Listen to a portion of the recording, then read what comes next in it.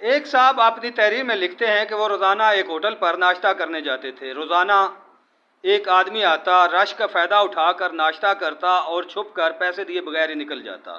میں نے اس کو کافی دن برداشت کیا، لیکن ایک دن جب وہ ناشتہ کر رہا تھا تو میں نے ہوٹل کے مالک کے پاس گیا اور کہا کہ وہ والا آدمی جو ناشتہ کر رہا ہے یہ روزانہ ہی پیسے دیے بغیر ہی چھپ کر نکل جاتا ہے۔ تو ہوٹل والے نے کہا کہ مجھے بھی پتہ ہے۔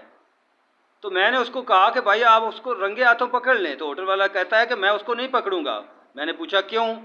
تو وہ کہتا ہے کہ یہ روزانہ میں اس کو دیکھتا ہوں کہ ایک سائڈ پر بیٹھا رہتا ہے اور جو ہی رش ہوتا ہے تو یہ آتا ہے ناشتہ کر کے نکل جاتا ہے۔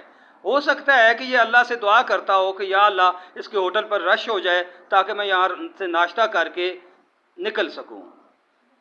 تو اس لیے میں اس کو نہیں پکڑوں گا کہ ہو سکتا ہے کہ میرے ہوٹل پر رش بھی اسی آدمی کی دعا کی وجہ سے ہی ہوتا ہو۔